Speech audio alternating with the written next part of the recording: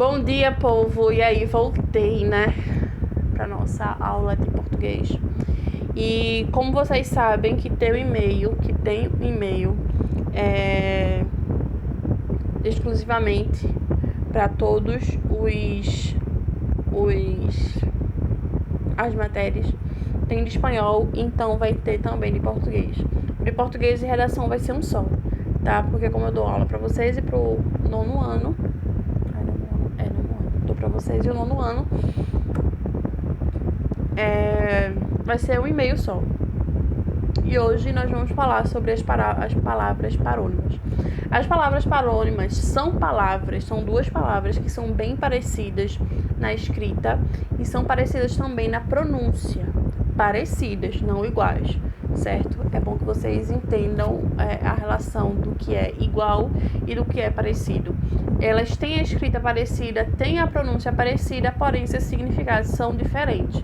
E aqui o livro trouxe duas notícias para a gente analisar o sentido das palavras que eles colocam aqui pra gente. Vamos lá. Rodovia de São Paulo tem tráfego intenso na noite desse sábado. Não é fácil a vida do motorista que tenta deixar a capital paulista nesse feriado de carnaval. Segundo as Ecovias, concessionárias que administra o sistema Anchieta Imigrantes, mais de 195 mil veículos passaram pelas vias até às 4h30 neste sábado. Segunda notícia. Bahia, a operação do IBAMA prende 5 suspeitos de tráfico de animais. Uma operação do Instituto Brasileiro do Meio Ambiente e Recursos Renováveis, o IBAMA, concluída na noite da quinta-feira, terminou com 5 suspeitos de tráfico de animais presos no sudeste da Bahia. Os bichos seriam comercializados em feiras das cidades litorâneas. Como você percebeu, essas notícias abordam temas completamente diferentes. A primeira fala sobre o tráfego nas rodovias de São Paulo e a segunda fala sobre o tráfico de animais. E aí nós percebemos que ele destaca tráfego e tráfico. São duas palavras que ela tem uma semelhança na pronúncia, se assemelham também na escrita, são parecidas e semelhantes, mas não são iguais. Então, as suas significações, os seus significados são completamente diferentes. Tráfego, ele está falando aí da contínua passagem de carros, e tráfico seria o contrabando de alguma coisa, nesse caso de animais. Observe, embora sejam muito parecidas, tanto na escrita quanto na pronúncia, as palavras tráfego e tráfico têm sentidos diferentes, por essa razão são classificadas como parônimos ou palavras parônimas. Então, o que é que vocês vão fazer? Vocês vão fazer a atividade da página 76, 77, e aí a gente já continua as nossas atividades para também com a texto, né, produção textual. Nós temos primeira questão na página 76, que será preencher as lacunas das frases com uma das palavras entre parênteses. Se necessário, consulte o dicionário. Aí, nessas letras, vocês vão ter uma palavra e outra palavra. As duas são palavras parônimas. Vocês vão ler a frase e vão adequar cada uma dessas palavras pelo sentido da palavra e também da frase. Segunda questão, analise as frases a seguir. Vocês vão analisar cada uma, primeira, segunda, terceira e quarta, e vão ver o erro ortográfico, onde está o erro ortográfico delas. Terceira, analise a frase que tem: o funcionário foi liberado para ir ao médico, e podemos dizer que o funcionário foi. E aí você, de acordo com o sentido dessa frase, vai dizer o que podemos dizer de acordo com o sentido dessa frase. Quarta questão, marque a alternativa que se completa corretamente com o segundo elemento entre parênteses. E aí vocês vão adequar. Se a segunda palavra que está entre parênteses é a certa para colocar no espaço. Se for a correta, você marca o X na alternativa que tem a segunda opção de frase entre parênteses que seja adequada para a sua frase. Então, vocês vão marcar aí. Então, só tem uma alternativa. A quinta questão é a mesma coisa e a sexta questão é a mesma coisa também, só diferenciando que ao invés da segunda palavra é a primeira. Então, marque a alternativa, sexta questão. Marque a alternativa que se completa com o primeiro elemento das parênteses abaixo. E aí vocês vão dizer primeiro elemento, se ele faz sentido para aquela frase. Se fizer, você marca um X. E como a quarta, a quinta e a sexta questão também só tem uma alternativa. E aí, página 77 ou 76, 77 para casa. E a 78 a gente traz descaracterizando o gênero. E eu chego num ponto que é muito importante, que tem muita gente que está deixando de me enviar atividade. Então, eu preciso que vocês enviem para mim, por favor, a atividade que eu passei semana passada, certo? Muita gente não está enviando as atividades. E eu preciso que vocês enviem as atividades para mim. E aí, nós seguimos. Nós temos aqui, página 79, um texto bem imenso, que eu acho que eu vou deixar para a semana que vem, para vocês não ficarem com muita coisa. E aí, pulando, vou fazer isso mesmo.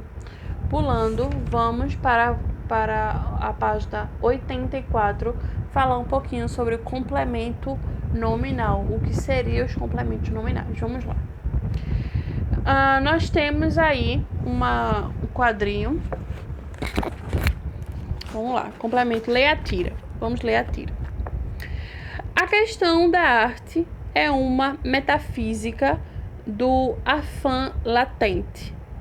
Veja aquela obra, ela é semelhante a uma garrafa de refrigerante. Primeiro, no primeiro quadrinho, houve comunicações entre os personagens. Ele pergunta, aliás. No primeiro quadrinho, houve comunicação entre os personagens.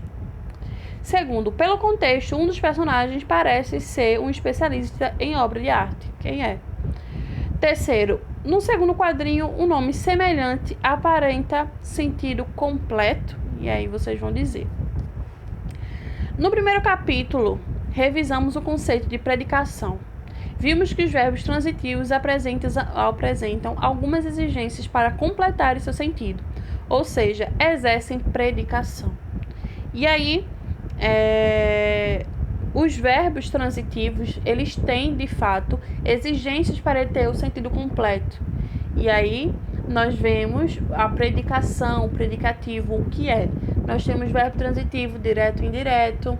Nós temos o objeto direto e indireto também, de acordo com o meu tipo de verbo transitivo. E aí, observe que no segundo quadrinho, a palavra semelhante é o nome do sentido incompleto. O seu complemento aparece logo em seguida, no terceiro balão. Há uma garrafa ou há uma garrafa de refrigerante. Como complementa o nome, esse termo é chamado de complemento nominal. Ou seja, o complemento nominal é um termo necessário que ele é utilizado para completar um sentido de um nome que já foi dito. No caso aqui, semelhante seria o meu pronome, e esse pronome, para ter sentido, ele precisa do seu complemento, que seria, no caso, a uma garrafa de refrigerante, que seria meu complemento nominal, que são a parte essencial da frase que completa o sentido normalmente de um substantivo. Geralmente são substantivos porque nós estamos falando de complemento nominal. Quando eu falo complemento nominal, eu falo de nome. E geralmente quando a gente está estudando a gramática, a gente relaciona nome a substantivo, que é a partícula ou é a classe de palavras que nomeia, que dá nome. Então, por isso que substantivo, normalmente a gente fala de nome. Por isso que é complemento nominal, que geralmente são complementos de substantivos. E assim, o complemento nominal é o termo necessário para que o período tenha sentido. São duas principais características do complemento nominal. Sempre segue um nome, em geral um abstrato, um substantivo abstrato, e liga-se ao nome por meio de uma preposição. E aí ele traz o dicionário. Complemento nominal é o termo que completa um sentido de um nome, dando-lhe uma significação completa ou mais específica. Os complementos nominais podem ser formados por substantivos, pronomes, numerais ou oração. Normalmente a gente tem substantivo, por isso que eu expliquei complemento nominal e nome. Ele sempre tinha medo do escuro. Se eu colocar ele sempre tinha medo, a frase vai ficar um tanto quanto incompleta. Então, se eu tenho medo, o nome tem o sentido incompleto. E para que ele tenha um sentido completo, eu tenho que colocar um complemento. Se eu estou falando de medo, que é um substantivo abstrato, eu tenho um complemento nominal, que completa o sentido do meu substantivo abstrato, que no caso seria medo de quê? Do escuro. Então, do escuro seria meu complemento nominal, que especifica de que o garoto tem medo. A compra da casa foi uma vitória. Se eu disser a compra foi uma vitória, a compra de quê? Então, é a mesma situação do primeiro. O nome tem esse nome, ele tem um sentido incompleto. E para que ele venha com sentido completo, eu preciso do meu complemento nominal, que seria da casa. A compra de quê? Da casa. E pra gente saber, na maioria das vezes, quando a gente tem, vocês percebem que quando eu vou completar o sentido do meu nome, do meu substantivo, eu faço uma pergunta. Medo de quê? Compra de quê? Construção do quê ou de quê? E aí, quando eu faço essa perguntazinha, o que vem antecedido de uma partícula, de, que seria sempre que de é uma preposição. Então, como o livro já falou, os complementos nominais, eles vêm antecedidos por preposições, que é a preposição de, que ela vem completando o sentido e especificando, como medo de escuro, ou medo do escuro, especifica o tipo de medo. Compra de casa ou da casa, especifica o tipo da compra. E aí a construção do edifício começará em setembro. A construção começará em setembro de quê? Do ou do quê? Do edifício. Quem constrói, o que constrói tem a construção do que ou de que. Então, a gente coloca a partículazinha que vem precedida do meu complemento nominal. Então, percebe que se eu não souber quem é o complemento na frase e tiver meia dúvida, você pega o meu substantivo, pronome numeral ou oração, sabendo quem é, faça a pergunta. Então, vocês vão saber do que se trata. Normalmente, os nomes que exigem complemento possuem formas correspondentes a verbos de mesmo radical. Amor ao próximo, amar ao próximo. Perdão das dívidas, perdoar as dívidas. Criação de leis, criar leis. Protesto contra a forma, protestar contra a reforma. E aí, eu não gosto muito dessa normalmente, como é para você identificar o complemento.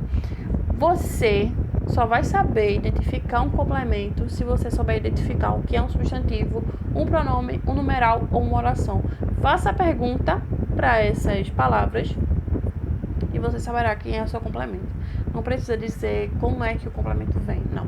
Você precisa saber o que é um substantivo, um pronome, um numeral ou uma oração dentro da oração ou da frase, que você vai saber perguntar para esse substantivo, para esse pronome, quem é e do que se trata.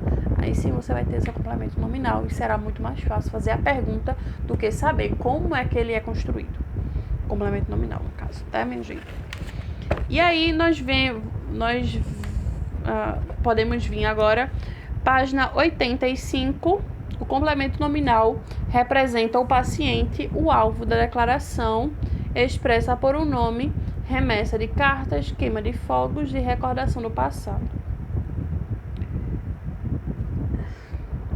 Prática linguística. Leilão de crianças e adolescentes na CEAGESP de São Paulo. Persiste a situação de 1992 e na CEASA Rio. E aí ele fala da exploração das crianças, né? Trabalho infantil. E aí vocês vão ler esse texto da página 85, 86 e vão fazer as atividades da página 86, 87 e 88. E aí a semana que vem a gente começa a nossa produção textual. Certo, pessoas? E eu espero que vocês façam as atividades de verdade, pessoas, porque a gente tá muito atrasado mesmo. Então, para as atividades de vocês de hoje, serão página 76, 77 e a leitura da página 85 e a realização das atividades da página 86, 87 e 88. Tudo isso se hoje é sexta-feira, para entregar a próxima sexta-feira e assim sucessivamente, tá? Então, se semana que vem eu passar essa atividade, a atividade vai ser de sexta para outra sexta. Beleza, povo? É isso. Qualquer dúvida, pode tirar comigo de 7 ao meio-dia, certo? Depois disso, mas não, pra gente se adequar ao horário das nossas aulas.